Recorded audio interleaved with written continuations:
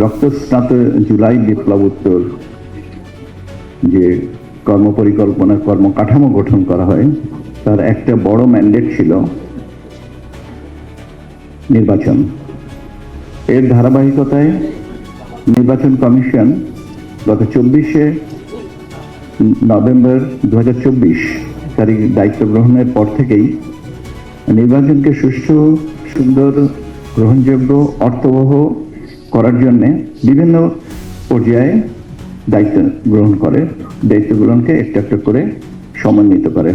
প্রথম পর্যায়ে যেটাকে অনুভূত হয় সেটা হচ্ছে একটা সঠিক ভোটার তালিকা, এবং সঠিক ভোটার তালিকা প্রস্তুত করার যে প্রয়োজনীয়তাটা কতটুকু ছিল সেটা আমরা যখন এই ভোটার তালিকাটা তৈরি করলাম তখনই দেখলাম যে অসংখ্য ত্রুটি ছিল যেগুলোকে আমরা সমাধান করতে পেরেছি। কিন্তু আমি জোর গলায় দাবি করতে পারবো না যে আমরা 100% শুদ্ধ করতে পেরেছি। কারণটা হচ্ছে যে যারা নতুন ভোটার হচ্ছেন তাদের ভোটার তালিকায় অন্তর্ভুক্তি যেমন স্বপ্রণোদিত, যিনি ভোটার হবেন তিনি তো আসবেন, আর এই দুনিয়া থেকে যারা চলে গেছেন, যে ভোটার ছিলেন তারা যারা দুনিয়া থেকে চলে গেছেন তাদের তালিকার থেকে নাম কর্তন। এর পাশাপাশি আরো কিছু কিছু প্রাতিষ্ঠানিক বিষয় আছে, যারা নাগরিকত্ব ত্যাগ করেছেন তাদেরটাও বাদ যাবে। এই জিনিসগুলো সুচারুভাবে হয় না সময়ের কারণে, সুযোগের কারণে, ইত্যাদি ইত্যাদি। কিন্তু তারপরেও আমরা দেখেছি যে নতুন ভোটার এটা অন্তর্ভুক্তিটা সিগনিফিকেন্ট ছিল। এর সাথে আর একটা জিনিস যেটা করা হয়েছে, আমি একটু কথাগুলো বলি, তাহলে আমাদের জিনিসটা আমার মনে হয় যে এই দায়িত্বটা আমার আজকে আমি যখন সুযোগ পেয়েছি আমি এটা বলার চেষ্টা করব। তরুণ ভোটারদেরকে অন্তর্ভুক্তি করান। আইনটা ছিল যে 1 জানুয়ারিতে যারা 18 বছর হবেন তারা বাংলাদেশের নাগরিক, তারা ভোটার তালিকায় অন্তর্ভুক্ত হবেন। এই বর্তমান সরকার এটা সংশোধন করে বলেছেন যে নির্বাচনকে বিবেচনায় রেখে নির্বাচন কমিশন যে কোনো একটা তারিখকে কাট অফ টাইম করতে পারবেন, যে করে নতুন ভোটার বা তরুণ ভোটাররা অন্তর্ভুক্ত হতে পারেন। এবং সেই বিবেচনায় 31শে অক্টোবর 2025 তারিখ পর্যন্ত যাদের বয়স 18 হয়েছে তাদেরকে ভোটার তালিকায় অন্তর্ভুক্ত করা হয়েছে। এদের সংখ্যাটাও কম না।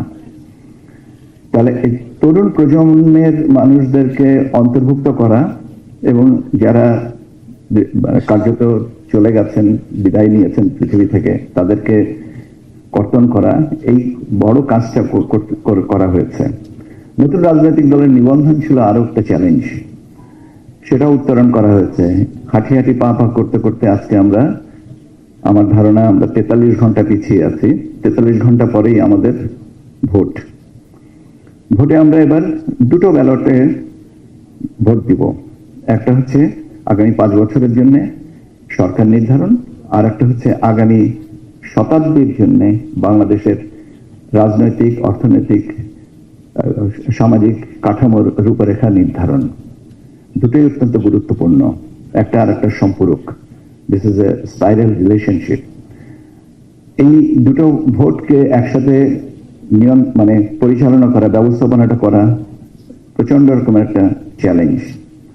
আমরা গ্রাজুয়ালি এটাকে নিয়ে আসতে পারছি, এবং আজকে আমি আপনাদের কাছে জানিয়ে দিতে পারি যে আমাদের এ পর্যন্ত যতগুলো আসনের ভোট হওয়ার কথা 299টা। একটা আসনে আমাদের একজন প্রার্থী ইন্তেকাল করার কারণে ওটাকে স্থগিত, ওটা বাতিল করা হচ্ছে, এটা পরবর্তীতে হবে। 299টা আসনের সব ব্যালট পেপার চলে গেছে, সব নির্বাচন উপকরণ চলে গেছে। ব্যালট পেপার রিটার্নিং অফিসারের কার্যালয় থেকে পর্যায়ক্রমিকভাবে আপনার অ্যাসিস্ট্যান্ট রিটার্নিং অফিসার এবং প্রিজাইডিং অফিসারদের কাছ থেকে চলে যাচ্ছে। তার মানে ভোট গ্রহণের যে প্রস্তুতি সেটা সম্পন্ন হয়েছে, এবং এই প্রস্তুতিটার এখন আমাদের মহেন্দ্রক্ষণের জন্য অপেক্ষা। আমরা আগামী 12 তারিখ সকাল 7:30টার সময় ভোট দিয়ে আমরা একটা যুগান্তের একটা সন্ধিক্ষণে আসবো এবং আমাদের শুভ সূচনা হবে, এবং ওই সময়টুকুর জন্য আমরা এখন অপেক্ষমান। এই জায়গায় আসাটা খুব সহজ ছিল না, মসৃণ ছিল না। আমরা একটু একটু করে ধাপে ধাপে এগুলোকে উত্তরণ করে নিয়ে আসতে পেরেছি। লক্ষ্যটা কি? উৎসব মুখর পরিবেশে অবাধ, সুন্দর, সুষ্ঠু, অর্থবহ একটা নির্বাচন দেওয়া। এবং এখানে আমি আমার উপস্থিত সংবাদকর্মী ভাই বোনেদের প্রতি একটা সবিনয় অনুরোধ করব, সত্যকে আপনারা জানান, সত্যকে ধারণ করেন। আমি এর অর্থই না যে আপনারা সত্যকে ধারণ করেন না, অবশ্যই সত্যকে ধারণ করেন, কিন্তু এটাকে লালন করতে হবে। এটাই হচ্ছে আমার অনুরোধ। আমরা তথ্য সরবরাহ করব, তথ্য দিব, তথ্যের ব্যাখ্যাটা আর থাকবে, কিন্তু অপতথ্য, অপপ্রচার থেকে আমরা বিরত থাকব। যেটা সত্য সেটাই বলি, সেটা সত্য আমার যতই নির্মম কঠিন হোক না কেন আমরা সেটাই বলি, অসুবিধা নেই তো। সত্য সত্যই। আমি একটা ছোট্ট উদাহরণ দিই। গত পরশুদিন সন্ধ্যায় আমরা একটা নির্বাচন কমিশন থেকে সেলফোন ব্যবহারের উপরে একটা প্রবিধিমালা বা নীতিমালা করা হয়েছিল, যে 400 গজের ভিতরে, সেন্টারের 400 গজের ভিতরে এই সেলফোন নিয়ে আসা যাবে না। আমরা বিভিন্ন ধরনের প্রস্তাবনা পেয়েছি, অসন্তোষ জেনেছি, এবং বিভিন্ন ভাবে জিনিসটা যখন আমাদের নজরে এসছে আমরা দেখেছি, আচ্ছা ঠিক আছে, সেলফোন এখন তো আমাদের জীবনের একটা অংশ হয়ে গেছে। আমি তো দেখছি এখানে অনেকগুলো সেলফোন তুলে সংবাদকর্মীরা দায়িত্ব পালন করছেন। তাহলে এখানে এই জিনিসটাকে একটু ক্লারিফাই করে দেওয়ার কথা দরকার, যাতে সেলফোন নিয়ে কারোর মনে অসন্তোষ না থাকে। এবং আমরা সন্ধ্যার সময়, আমি গতকালকে সন্ধ্যার সময় আমাদের ওখানে যে মিডিয়া বিটটা আছে তাদের কাছে আমি বলেছি যে এই জিনিসটাকে আমরা প্রত্যাহার করব, এবং আজকে আমাদের এই ধরনের প্রস্তাবনাটা, নির্দেশনাটা চলে যাবে। তো এই যে দেখেন, যেটা যখন আমরা মনে করেছি যেখানে, বা আমাদের নজরে এসছে যে এখানে সংশোধন লাগবে, সংযোজন লাগবে, বিয়োজন লাগবে, আমরা কিন্তু করছি। কেন? একটা সুস্থ সুন্দর পরিবেশে আমরা উৎসব মুখর অবয়বে কাঠামোতে আমরা একটা নির্বাচন চাই, যেখানে আমরা পরবর্তী 5 বছরের জন্য একটা রাজনৈতিক সরকার এবং আরো বেশ অনেক বছরগুলোর জন্য রাজনৈতিক, অর্থনৈতিক এবং সামাজিক কাঠামোটা নির্ধারণ করব গণভোটের মাধ্যমে।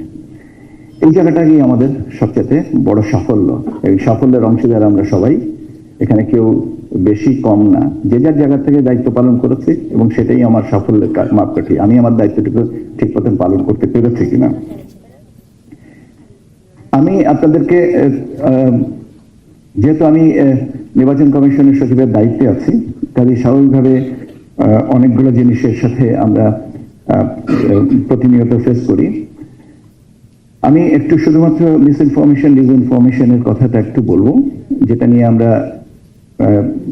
যেটা প্রতিনিয়ত ঝামেলা ফেস করি। সেটা হচ্ছে যে এই ধরনের কন্টেন্ট গুলোর সোর্স অরিজিন এটা বের করা খুব ডিফিকাল্ট। যতই ডিফিকাল্ট হোক না কেন, আমরা যখন এটাকে পাই ফ্যাক্ট চেকের মাধ্যমে, এটা যখন পাই, তখন যদি দেখা যায় যে এটার অরিজিন আমাদের ভৌগোলিক সীমানার বাইরে, তখন আমরা আসলে কিছু করতে পারি না। কিন্তু ভৌগোলিক সীমারেখার মধ্যে যদি হয়, তাহলে আমরা অনেক সময় বা প্রায়শই এটা দেখতে পারি, আমরা নিয়ন্ত্রণে আনতে পারি। আমরা নিয়ন্ত্রণ প্রতিষ্ঠা করার চাই না, আমরা চাই ব্যবস্থাপনাটা এমনই হোক যে আমরা অপতথ্য থেকে দূরে থাকবো। কাজে আমরা যদি ওই জায়গায় একটু দায়িত্বশীল হই, এবং আমি জানি আমরা সবাই দায়িত্বশীল, এবং আমরা সেই জায়গাটাকে যদি আমরা ঠিক মতন পালন করতে পারি, তাহলে জিনিসগুলো আমাদের জন্য সহজ হবে। এটা গেল একটা বিষয়। আজকে মিডিয়া সেন্টার, এটা মূলত যে বিদেশি সংবাদকর্মীরা আসছেন তাদের জন্য এটা, তারা এখানে তাদের দায়িত্ব পালন করবেন।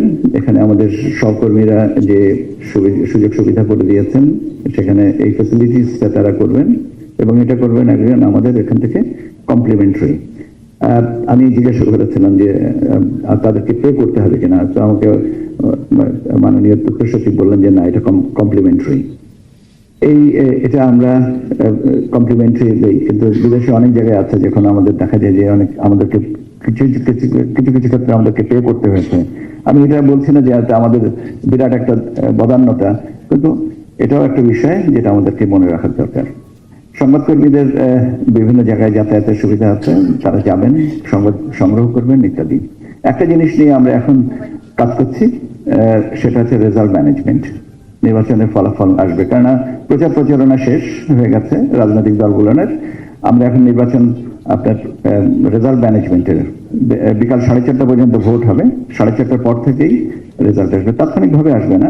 কেন্দ্র থেকে রেজাল্ট গুলো আসবে আপনার অ্যাসিস্ট্যান্ট রিটার্নিং অফিসারের কাছে, অ্যাসিস্ট্যান্ট রিটার্নিং অফিসার এটা কম্পাইল করে দিবেন রিটার্নিং অফিসারের কাছে, রিটার্নিং অফিসার এটা ফাইনালি আমাদের কাছে পাঠাবেন।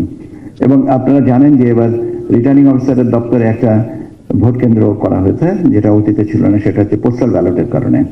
তো পোস্টাল ব্যালট গণনা এবং প্রত্যেকটা ক্ষেত্র থেকে ধাপে ধাপে আমরা রেজাল্টগুলোকে আপনাদের কাছে পাবলিশ করব। এবং এই পাবলিকেশনের জন্য রেজাল্টগুলোকে পরিচিত করার জন্য নির্বাচন কমিশনে আমরা যে দায়িত্বটা আছে আমরা রেডি করেছি। এবং ইনশাল্লাহ আমাদের বাংলাদেশ টেলিভিশন এবং বেতার থেকে আমাদের সহকর্মীরা ওখানে অলরেডি তাদের